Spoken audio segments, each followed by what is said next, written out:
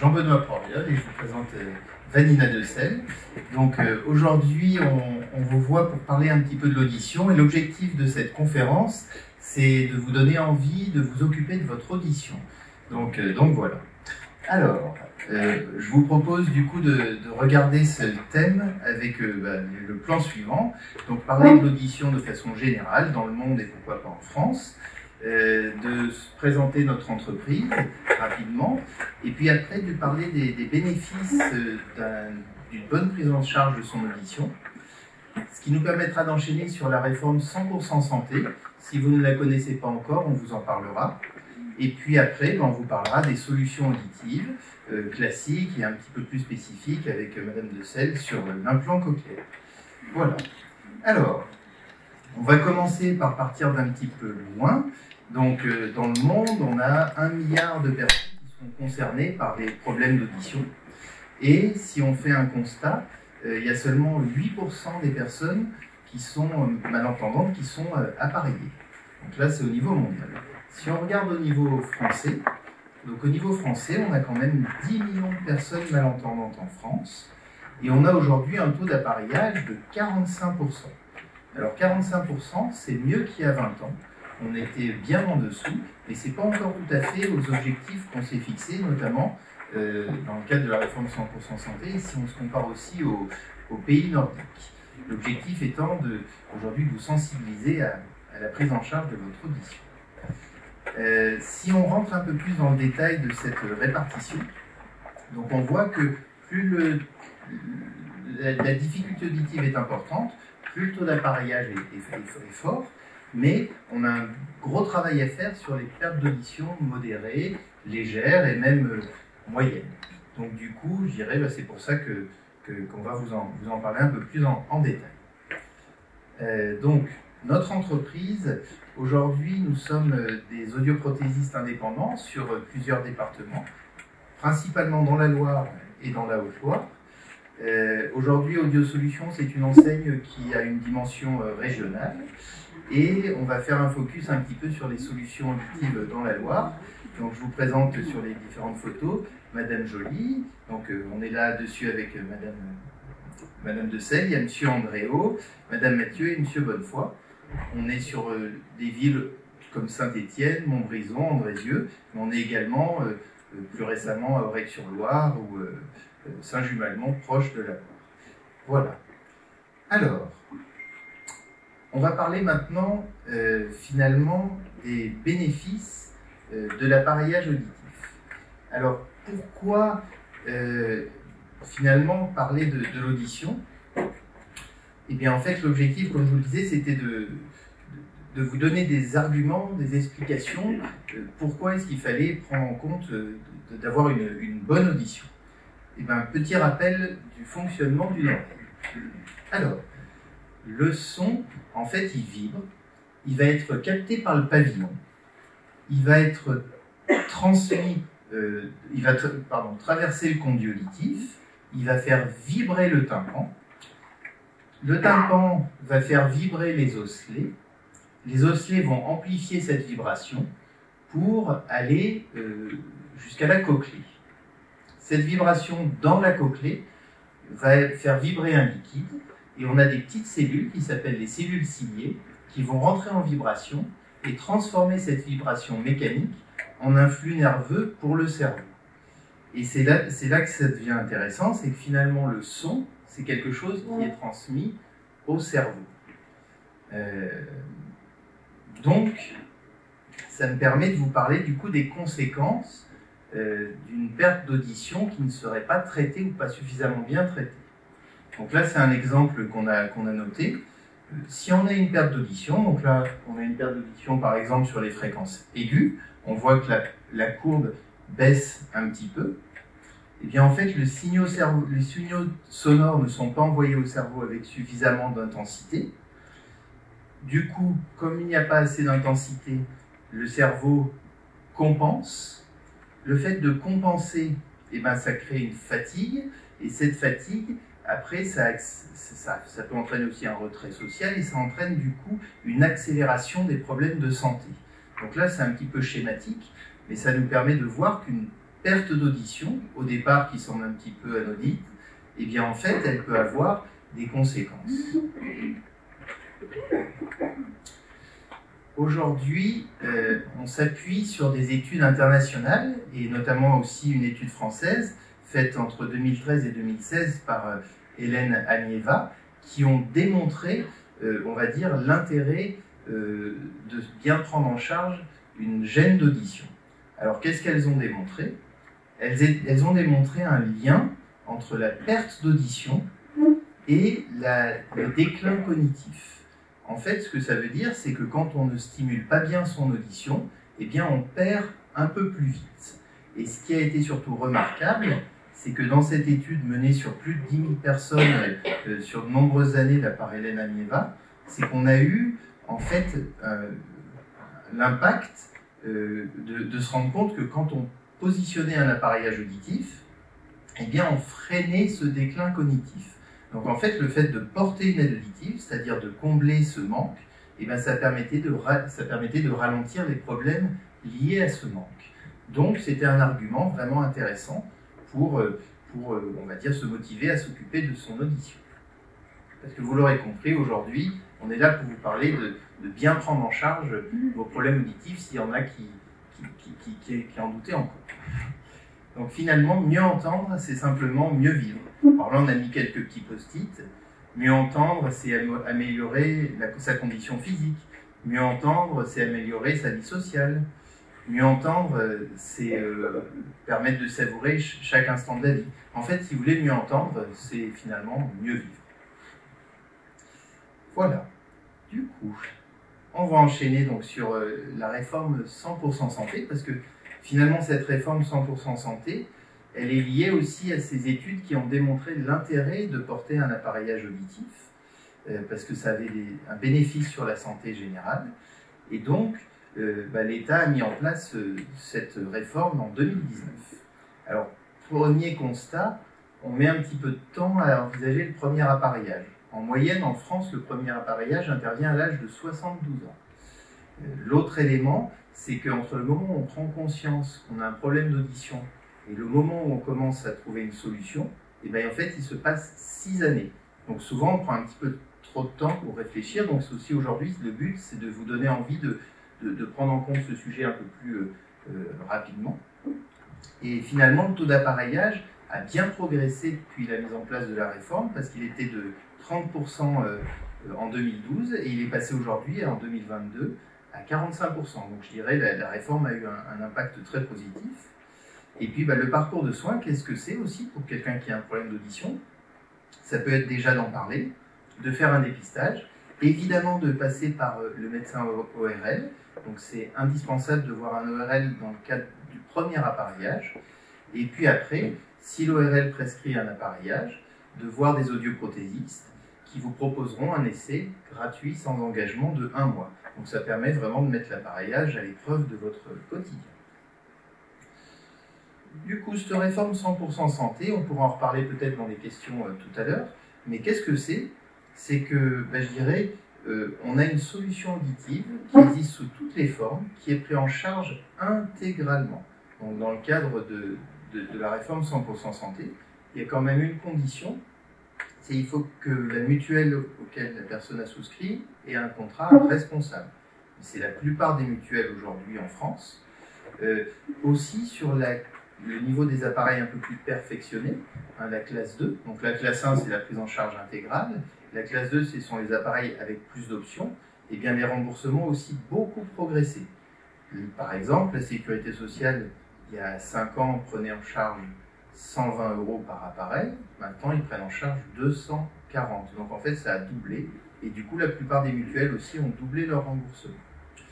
Mais bon, après, il faut faire une étude personnalisée en fonction des mutuelles de chacun. Donc voilà. Sur cette réforme, n'hésitez pas à nous poser des questions aussi sur le stand que l'on tient toute l'après-midi. Alors, maintenant qu'on a parlé des raisons pour lesquelles il fallait s'appareiller, maintenant on va vous parler des différentes solutions qu'on peut vous proposer. Alors, aujourd'hui, on a finalement 3 formes d'appareils auditifs. on a la famille des intra-auriculaires qui s'intègrent complètement dans le conduit, la famille des contours d'oreille qui sont des appareils plus puissants, et on a aussi une famille qu'on appelle les appareillages ouverts, ou les RIC, qui aujourd'hui représentent presque 75% des appareils fournis. Et donc voilà, pour vous donner un ordre d'idée, les intras aujourd'hui c'est approximativement 10% des appareils fournis, les contours puissants à peu près 20%, et tout le reste aujourd'hui c'est sur l'appareillage ouvert. Les technologies évoluent très vite. Aujourd'hui, je vais me répéter un petit peu, mais si vous allez dans un laboratoire d'audioprothèse, on vous proposera un devis, on vous proposera de faire des essais, on vous fera des tests pour vérifier votre audition, des tests dans le calme, des tests en milieu bruyant, avant le choix de l'appareil. Et puis une fois qu'on aura fait les essais, on pourra vérifier l'efficacité avec les appareils en refaisant des tests de compréhension dans le calme et dans le silence. Voilà. Les appareils aujourd'hui sont pour la plupart rechargeables. Donc là, c'est une innovation qui est assez récente. Alors les appareils rechargeables existent depuis très longtemps, mais depuis quelques années, on a des batteries lithium-ion qui sont de plus en plus fiables et qui ont une autonomie très confortable. Aujourd'hui, sur la classe 2, par exemple, 92% des appareils fournis sont des appareils rechargeables. On peut également, sur la plupart des aides auditives de classe 1 et de classe 2, avoir la possibilité de connecter son appareil, par exemple, à un média comme la télévision. Donc si on entend moins bien la télé, on peut envisager cette petite option de brancher un système sur le média et de recevoir l'appareil directement sur son aide auditive. On a également aussi aujourd'hui des appareils qui sont connectés. Donc là, par exemple, c'est plus vraiment une option. C'est-à-dire qu'avant, le fait d'être Bluetooth, c'était quelque chose d'un peu exceptionnel. Aujourd'hui, tous les appareils sont Bluetooth et on peut télécharger une application sur son téléphone portable pour connecter son appareil, soit pour modifier les paramètres, soit éventuellement pour recevoir ses appels en direct. Voilà. Et puis, écoutez, aujourd'hui, ce sont des bijoux de technologie.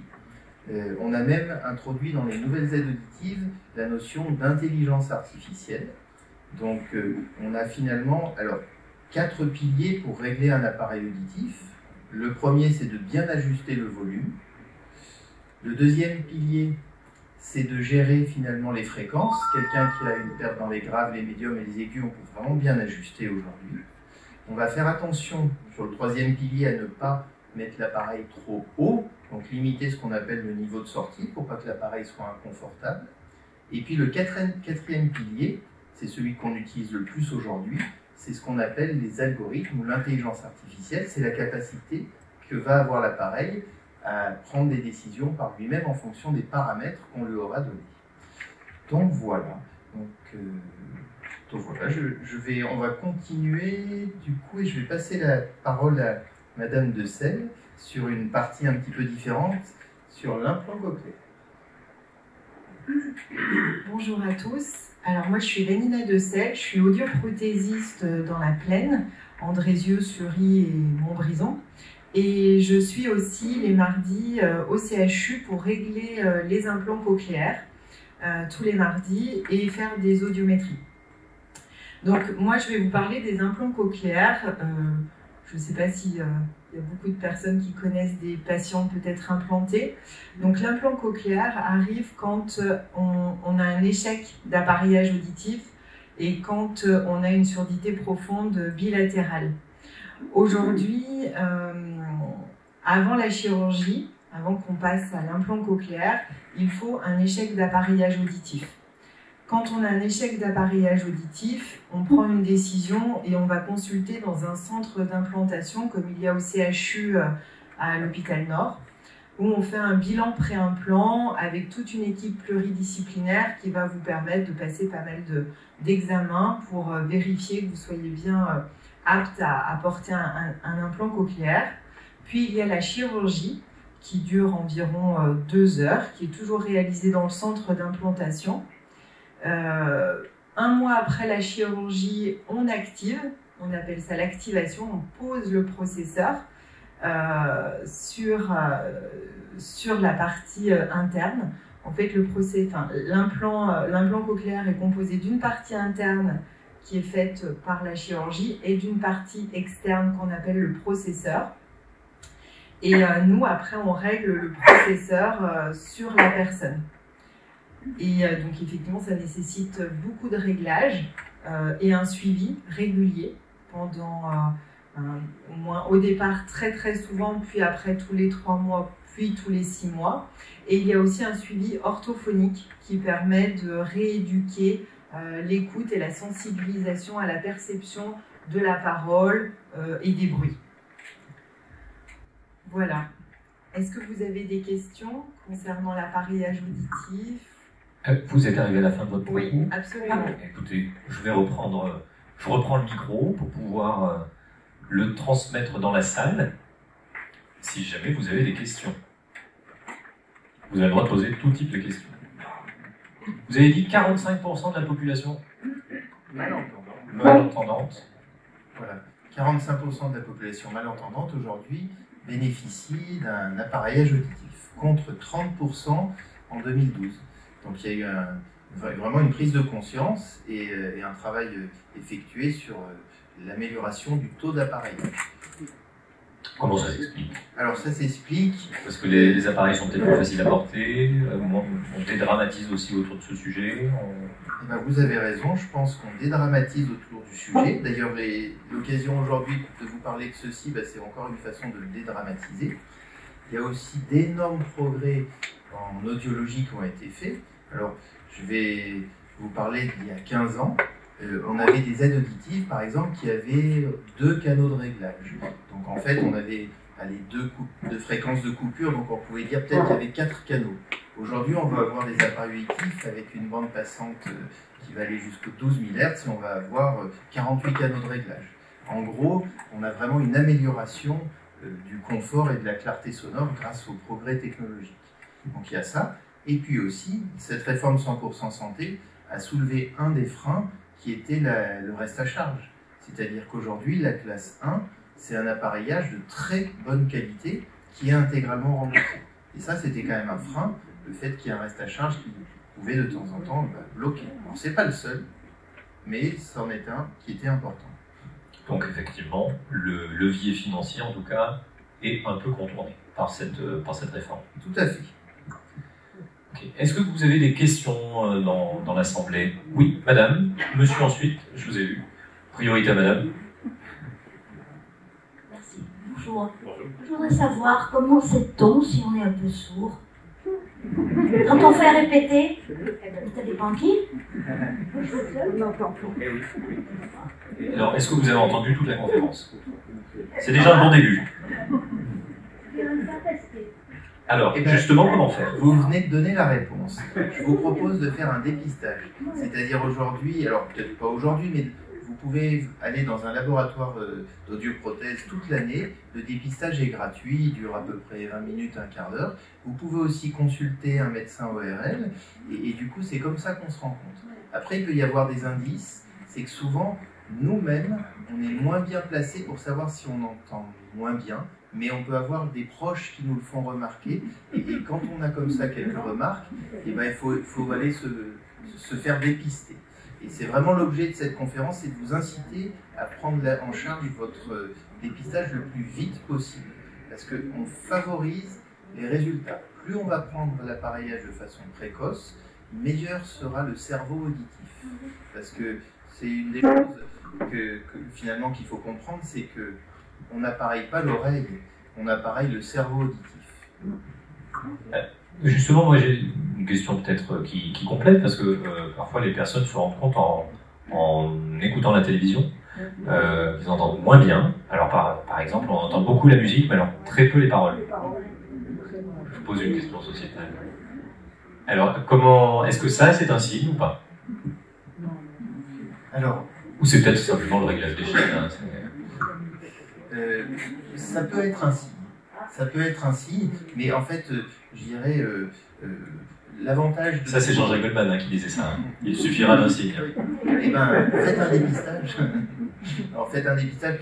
En fait, il faut... Voilà, quand on a des doutes, on a aujourd'hui les professionnels de proximité et on peut aller faire un dépistage. Et le fait de faire un audiogramme dans un centre d'audition ou chez un ORL, ça permet, on va dire, de clarifier la situation.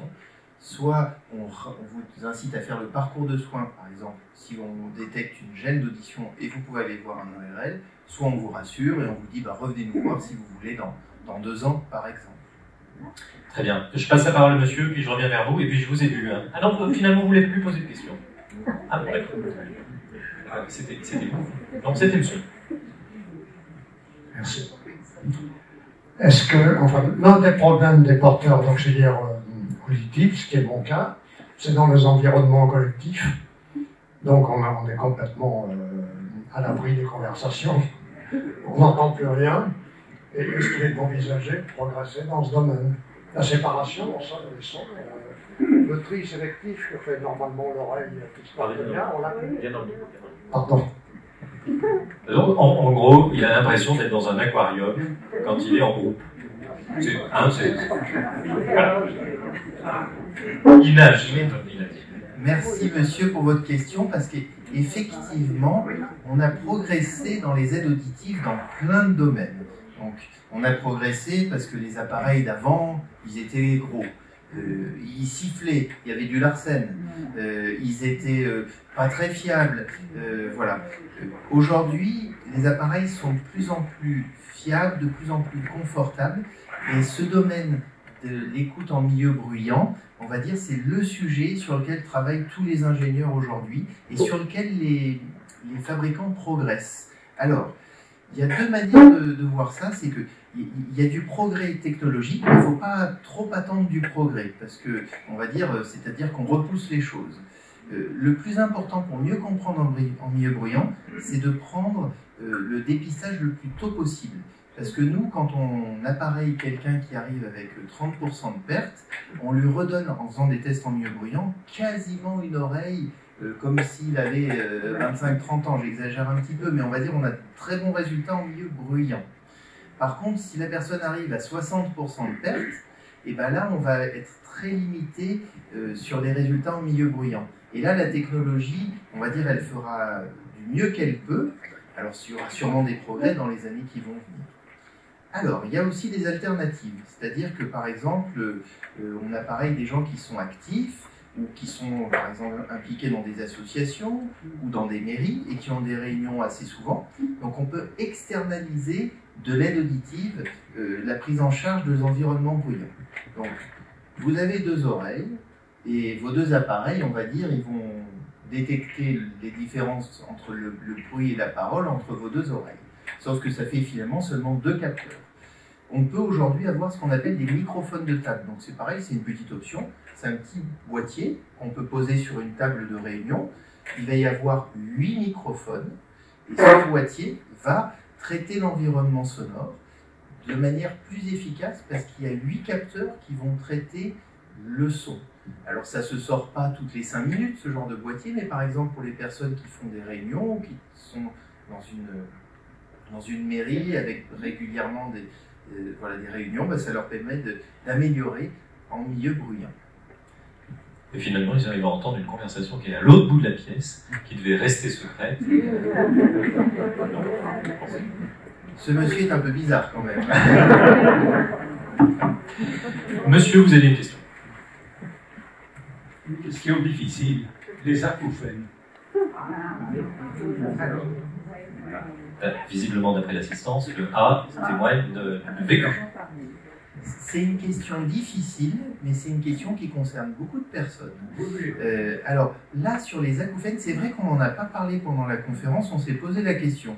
Mais on va dire qu'on avait souhaité en fait vraiment donner envie de faire des dépistages ou de consulter un ORL ou de voir un audioprothésiste. C'était ça l'objectif. Les acouphènes, je suis content que vous me permettiez d'en parler, parce que souvent, je dirais, il n'y a pas d'acouphène s'il n'y a pas de perte d'audition. Et c'est pas parce que par contre on a une perte d'audition qu'on aura un acouphène. Hein. Et les acouphènes, on va dire, nous, audioprothésistes, on voit arriver des personnes qui ont des acouphènes, mais souvent pour traiter, on va dire, et prendre en charge l'acouphène, il faut en référer au médecin ORL. Et c'est une prise en charge pluridisciplinaire. C'est-à-dire que c'est plusieurs professionnels qui pourront aider la personne acouphénique. Ensuite, on a parlé tout à l'heure de 10 millions de personnes malentendantes en France ou concernées par des problèmes d'audition. Eh bien, il y a bien sûrement 3-4 millions de personnes qui ont des acouphènes, voire peut-être même plus. Donc, je dirais, il ne faut pas hésiter à en parler aux professionnels. Parce que on peut apporter de temps en temps des solutions. De temps en temps, on n'apportera pas des solutions qui vont résoudre l'acouphène, mais en tout cas qui vont nous aider à mieux vivre avec. Pour ce qui est des aides auditives, la totalité aujourd'hui des aides auditives, qu'elles soient de classe 1 ou de classe 2, sont équipées de masqueurs d'acouphènes. D'accord? Les masqueurs d'acouphènes, le problème, c'est qu'on va générer un bruit pour essayer de détourner l'attention. Donc vous rajoutez un bruit. Tout à fait. Oui, tout à fait. Les acouphènes, plus un bruit. Alors, on l'ajoute. C'est désagréable. Ah, c'est vrai. C'est vrai. C'est vrai pour certains, mais ça améliore pour d'autres. En fait, c'est un outil disponible. Et quand on met en place un générateur de bruit blanc, eh bien, c'est toujours en programme manuel. C'est-à-dire que l'appareil auditif est d'abord utilisé pour corriger votre gêne d'audition. Et de façon volontaire, on va pendant une demi-heure, une heure, un quart d'heure, passer un bruit pour essayer de se focaliser sur autre chose que son acouphène. On a aujourd'hui aussi des outils qui sont développés. C'est un acouphénomètre, c'est-à-dire qu'on peut mieux, on va dire, cerner l'acouphène. C'est-à-dire qu'on peut mieux mesurer l'acouphène. Et pour que nous, audioprothésistes, on puisse avoir une action, il faut aussi que l'acouphène soit dans la bande passante des aides auditives. C'est-à-dire que s'il est trop grave ou s'il est trop aigu, qui sort de la plage d'application de nos aides auditives, on n'aura aucun impact. Mais grosso modo, on avait fait des statistiques. 70% des personnes qui souffrent d'acouphènes et qui portent un appareil auditif ressentent une amélioration.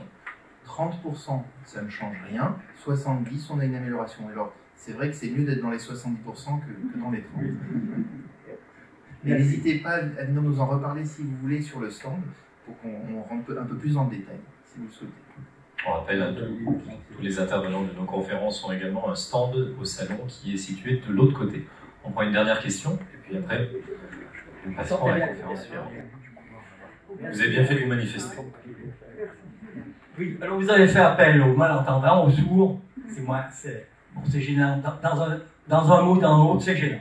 Bien, on vous a entendu, on est là. La clientèle est là. Et moi, j'ai retenu, j'ai noté d'ailleurs, ce qui m'intéresse, ce qui nous fait reculer tous, c'est le prix. Et j'ai retenu prise en charge intégralement pour la classe 0, pour la classe 1, pardon. Reste en charge 0. Merci. Grâce au gouvernement, merci. Quelle est la qualité du matériel que vous allez nous implanter? C'est la qualité inférieure, ça va de soi.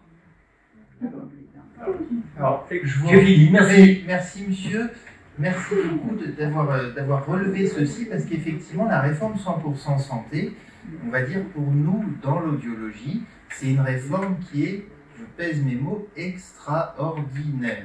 Alors, où on a aujourd'hui, on n'a plus d'appareils bas de gamme, c'est-à-dire que là je vous évoquais par exemple tout à l'heure le nombre de canaux de traitement.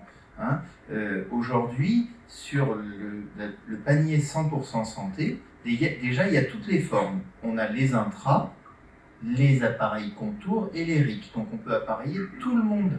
Voilà. Après, évidemment, le 100% santé, il y a mieux au-dessus. C'est-à-dire que si on monte en gamme, on aura un peu plus d'options. Mais sur le 100% santé, on n'a pas un produit bas de gamme, on a d'ores et déjà un produit de cœur de gamme très qualitatif. Si vous voulez, on vous donnera le choix. C'est-à-dire que quand vous irez voir un audioprothésiste, on étudiera votre sécurité sociale, votre mutuelle, et on vous fera un devis en vous disant, écoutez, voilà, vous avez un contrat responsable, bonne nouvelle, la prise en charge est intégrale sur la classe 1.